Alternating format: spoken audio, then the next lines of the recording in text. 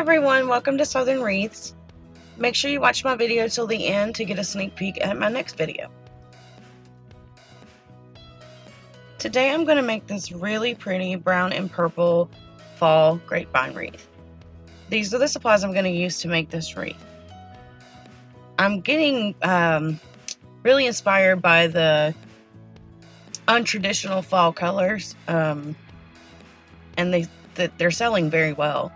The wreaths that have like purples and blues, things that you don't normally see for fall. And I'm going to start by making a bow. I'm going to make a smaller bow than what I've been making for the grapevine wreaths. I believe those are probably about maybe 5-inch loops.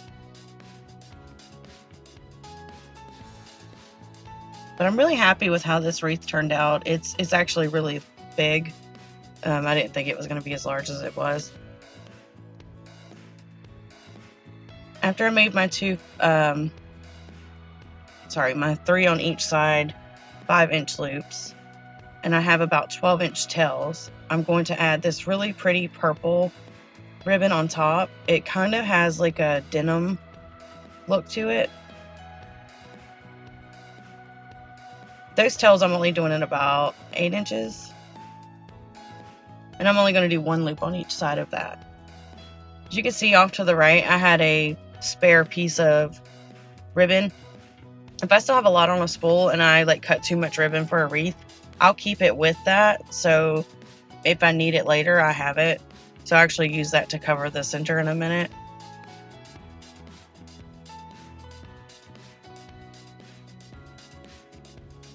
Alright, once I've got my bow made, I'm just going to lift it straight up, make sure I grab everything. I'm going to hold my pipe cleaner on the back, and then just wrap my zip tie around all of that. And if you use floral wire to add it to your wreaths, you would add that in to the zip tie, or if you use another zip tie, you would add that in there. And if you don't tighten it all the way, you can go through and kind of arrange where you want everything to be, and you can just make sure everything's where you want it to be once you're done with your bow, and then you can just pull it super tight. You want to pull it as tight as you can, and it'll keep your bow from moving. So when you go through and fluff it, when you're done, nothing moves anywhere. And I'm just going to hold my tails up together and cut them at the same time so they'll be the same length. And I'm dovetailing the ends. And I just do that by folding it in half and then cutting at an angle. You want to cut, if you're cutting from the outside in, you want to cut towards the top. I don't know if that made any sense or not, but. And I wanted to add a center to this bow, so I'm just taking that spare piece, folding it into 3s, seeing if I like it. And then I'm going to trim away this zip tie because it's in my way. But the easiest way for me to add the center is to just tie a knot. And you'll see with this bow, I actually only had enough ribbon to tie it once. But with my pipe cleaner being there, all I have to do is tighten it around the ribbon and it secures it. And then I'll just trim away the extra that's hanging.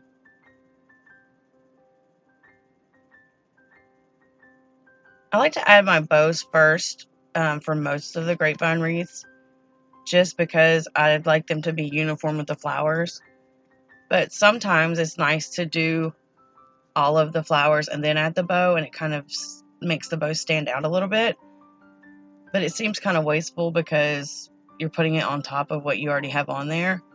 So I actually have a trick for that. If you wanted to have your bow stand out, you can actually put like something behind it, like a piece of the floral foam. Just attach your bow to that and then attach that to the wreath. Alright, I went ahead and went through and cut all of my flowers. It just makes it easier when I'm adding. And then I'm just using Gorilla Glue sticks with my hot glue gun to add it to the wreath. I like to do one color at a time, so I'm starting with the purple. I usually start with the color that I have the most of. Unless it's greenery, then I'll usually do the greenery first. And the cool thing about these being on wire stems is you can move them and manipulate them until you get them exactly the way you want them to be on your wreath. And you do want to go in at an angle so that it grabs.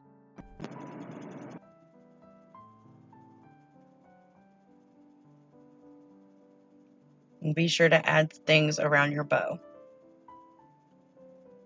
And you can see, like right there, if you stick it into the grapevine wreath and it's not staying where you want it, you can add a little hot glue to the, either underneath the stem or directly to the grapevine wreath.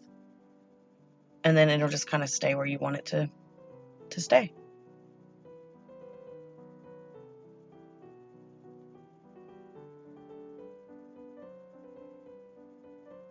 These flowers were so pretty. And they go well with the brown. I didn't know how it was going to turn out with brown, but they work. I think it works well together, especially since the bow is brown and purple. And if you need to, you can cut your stems down.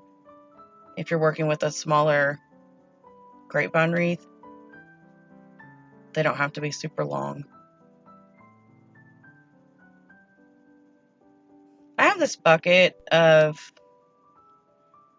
I call it like leaves from my flowers. If I do any projects with flowers and I don't use the leaves, I'll save them because you never know. And it's actually came in handy while I've been working on the grapevine wreaths. So that's where I got these from.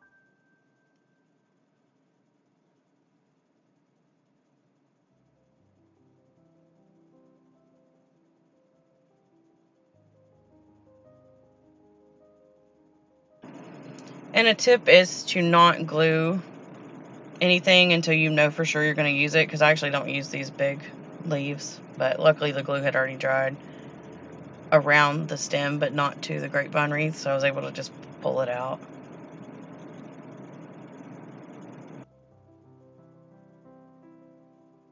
Right now, moving on to some of my brown flowers.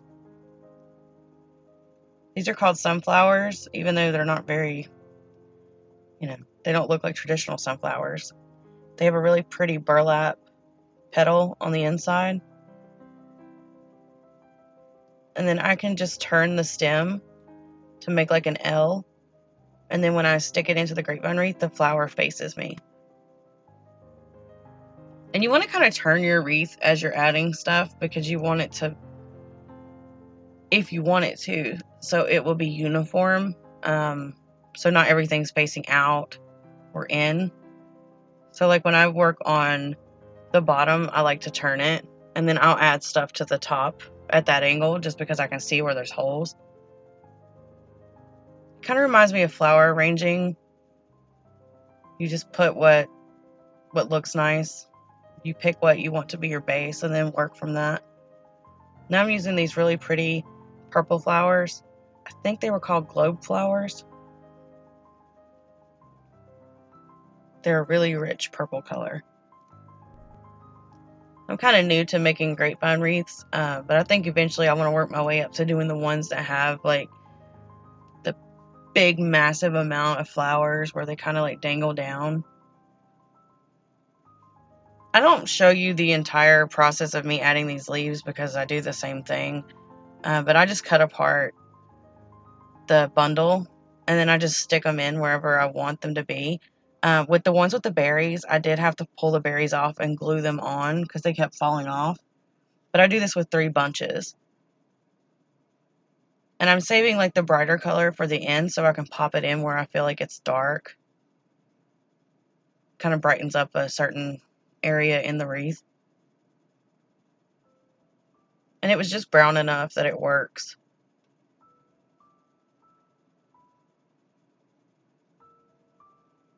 Yeah, Dollar Tree has some amazing flowers right now. I mean, some of them still aren't the best, but some of them were just mind-blowing at how beautiful they are.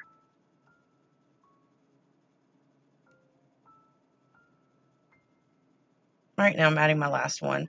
Like I said, I had 3 bunches of this, and I just went around, kind of like made my way from one side to the other. And now I'm adding, I believe these are called cattails, I think. And I left the grass pieces on them because I kind of like how they stick off. But I pushed the grass piece up to the top and then just slide it in.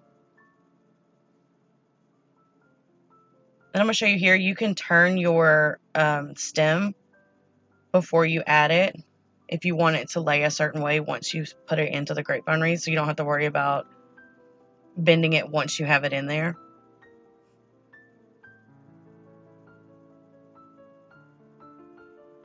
And I believe I only have 2 bunches of this. I think there were maybe 4 or 5 on the bunch. Not a whole lot. And I didn't just stick to putting them on the outside, I add some to the inside too.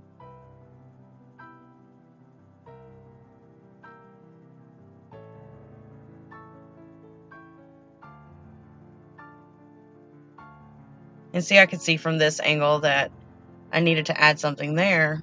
So it's helpful to just turn your wreath around a lot and figure out where you want to put things.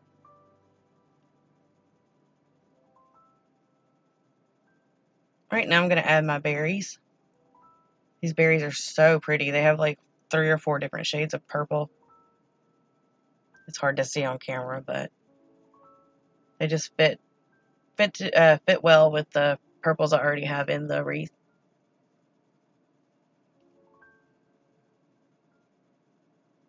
And I do break, all of these things up. I don't usually keep them in the bundle.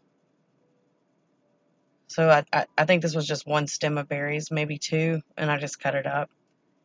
All right, now this sign gave me some trouble. If you're adding a metal sign to a wreath, make sure you have time for it to dry, because I had it pop off on me.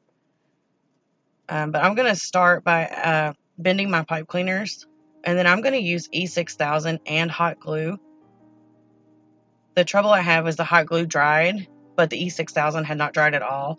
So when I added it to the wreath, when I tightened it, it just popped right off. And actually at the end, when I'm done with the wreath, the sign isn't even attached, it's just laying there. Because I let it dry overnight before I attached it. Because I didn't want it to pop off again, and I wanted it to have a really nice hold. But I add E6000 to the metal frame, and then I add hot glue on top of that. And then I add hot glue on top of the actual pipe cleaner. I normally don't have trouble with this, but I guess because it's metal, I don't usually use metal signs. It did not want to hold. Now I have these clusters of flowers that I'm just cutting up, and I'm just going to go through and add those in the same way I've added everything else. And I felt like something was missing, and I wanted something with a little more texture. So I'm going to use this window pane, I think it's what's called, window pane ribbon. And I just measured how big of a loop I wanted, and I'm just going to cut, I believe, 6 of those. I did add my pumpkin in. Right there, it's not actually secured yet because I wasn't sure if that's where I wanted to keep it. But it's just got a stem on it. I cut the stem where I needed it to be, added hot glue, and stick it in there. Now you can see I am actually like threading the zip tie through the window pane squares, and then I'm going to reach in and find a piece on the grapevine wreath to attach it. I thought this would have a better hold than just wrapping around the window pane ribbon, and it worked. Just I had to go up like 1 spot because one of them I added it to, and it just like popped right off. I guess it depends on how you cut it.